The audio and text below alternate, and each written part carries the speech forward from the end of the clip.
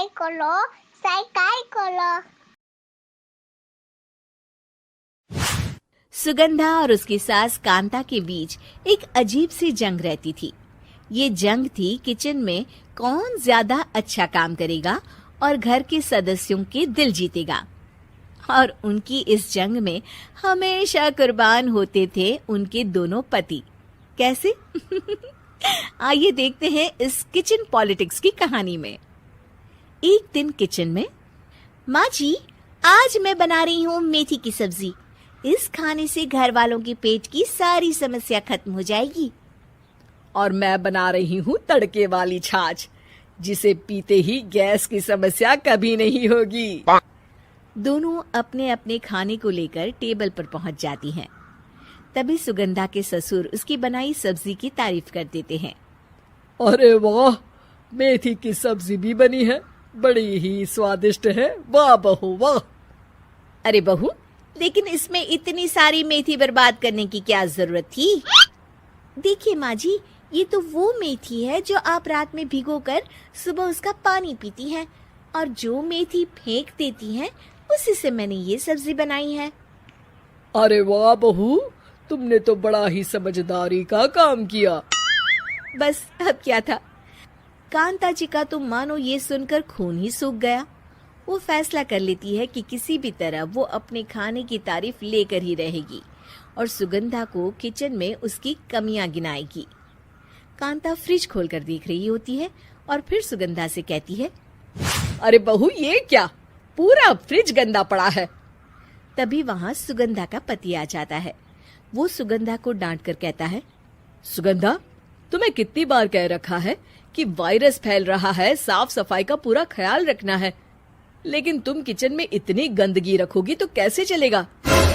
सुगंधा सास की तरफ देखती है जहाँ वो मुस्कुरा रही होती है।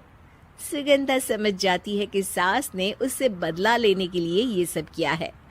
दोनों रात के खाने की तैयारी में लग जाती हैं। दोनों ना एक दूसरे की तरफ देखती हैं और ना ही एक दूसरे से बातें करती हैं। रात को खाने की टेबल पर एक एक कर दोनों कई तरह के अलग अलग व्यंजन टेबल पर लगा देती हैं और अपने अपने पति के पास जाकर खड़ी हो जाती हैं। अरे खाइए जी खाइए, मैंने बड़ी मेहनत से बनाया है। प्लेट में वो खाना डालती हैं। सुगंधा भी दोनों की प्लेट में खाना डालते हुए कहती है, बड़ी ही मेहनत लगी है इस खाने को बनाने में। हाँ, दोनों को ना चाहते हुए भी सारा खाना खाना पड़ता है। कहीं दही तो कहीं मलाई तो कहीं मसाला। और इन सब के बाद दोनों बड़ी ही मुश्किल से अपने कमरे में सोने जाते हैं। लेकिन अगली सुबह सुगंधा का पति चिल्ला रहा होता है, हाय रे, हाय मेरा तो पेट खराब हो गया। हाय माँ, बहुत दर्द हो रहा है। तो वहीं कांता के कमरे से भी कुछ ऐसी ही आवाज आने लगती है। हे भगवान, इस सास बहू की लड़ाई हमारी जान लेकर रहेगी। जाओ कोई डॉक्टर को बुला कर लाओ। डॉक्टर आते हैं।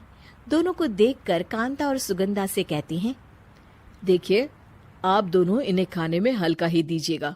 हो सके तो रात का खाना जल्दी खाया करे और वॉक किया करे। इतना कहकर डॉक्टर वहां से चले जाते हैं। जिसके बाद एक बार फिर से दोनों बहुएं किचन में जाती हैं और खाना बनाने में लग जाती हैं।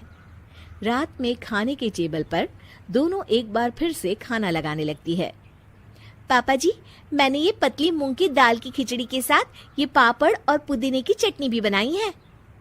अरे बहू, अभी अभी बेचारे पेट की बीमारी से गुजरे हैं। इतना भारी खाना तो डॉक्टर ने भी मना किया है ना। देखिए, मैंने आप दोनों के लिए सूप बनाया है। और दोनों उन लोगों की प्लेट में खाना डालने लगती हैं। तभी दोनों एक साथ बोल पड़ते हैं, बस करो, हमें माफ करो। हमें नहीं खाना इस घर में, ना खिचड़ी और ना ही सूप।